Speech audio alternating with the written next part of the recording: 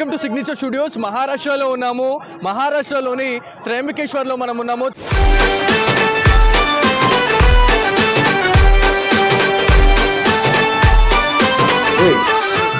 త్రయంబకేశ్వర్ రావడానికి మనకు ఒక థాట్ అయితే వచ్చింది. మహారాష్ట్రలోని త్రయంబకేశ్వర్కి 2 సార్లు కూడా ఛత్రపతి శివాజీ గారు ఇక్కడికి వచ్చి స్వామివారిని దర్శించుకొని యుద్ధానికైతే వెళ్ళేవాడు అని చెప్పేసి మనకి తెలిసింది. సో ఇందులో భాగంగానే ఛత్రపతి శివాజీ జయంతి సందర్భంగా చాలా మంచి సెలబ్రేషన్స్ అయితే చేస్తూ ఉన్నారు.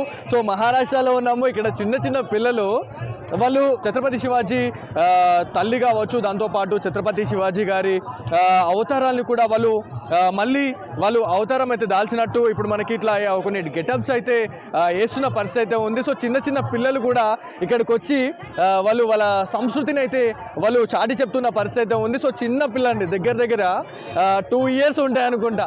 ఐ థింక్ 2 years ఉంటాయి అంతే. ఆ పాపకైతే చాలా మంచిగా అలంకరించి ఇక్కడికి తీసుకొని వచ్చినారు. సో ఇక్కడ ప్రతి ఒక్కరిని కూడా చూస్తే మీరు ఎవరిని చూసినా కూడా మరాఠాల సంస్కృతి అనేది ఇవాళ మనకి కొట్టినట్టు కనిపిస్తుందండి. సో మన సంస్కృతిని మనమే కాపాడుకోవాలి.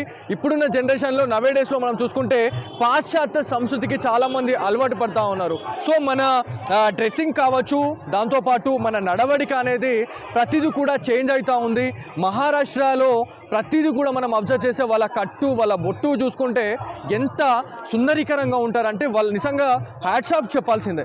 సో వాళ్ళ శారీ కట్టుకునే విధానం కావచ్చు, వాళ్ళ తీరు అనేది చాలా డిఫరెంట్ ఉంటుందండి. సో ఈ పాపను చూస్తే మీకు నిలువెత్తు నిదర్శనంగా మీకు కనిపిస్తూ ఉంటుంది. సో చూడండి, తలవారు పట్టుకొని ఎవరు వచ్చినా కూడా నేను రెడీ అన్నట్టుగా పాప అయితే ఉంది. సో ఇది మొత్తానికి త్రయంబకేశ్వర్లో అయితే ప్రతి దగ్గర కూడా ఇట్లాంటి దృశ్యాలు అయితే మనం చూడొచ్చు.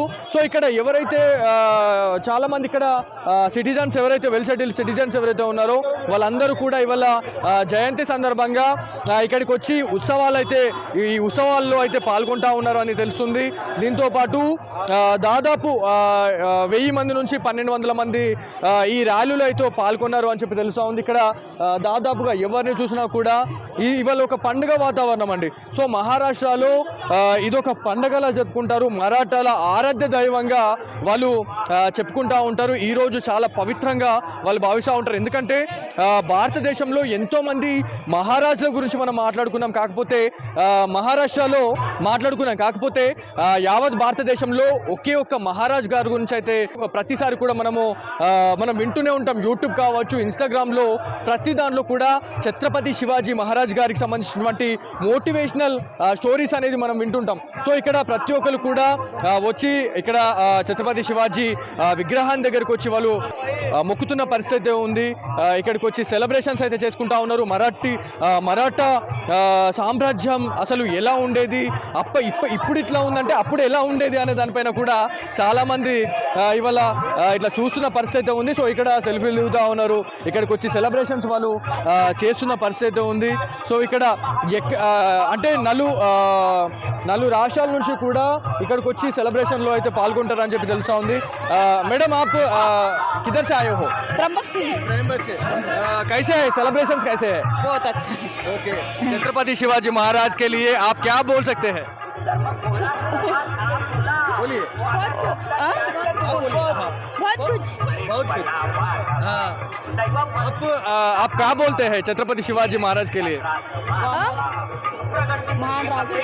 महाराजा। Yes. महाराजा। हाँ.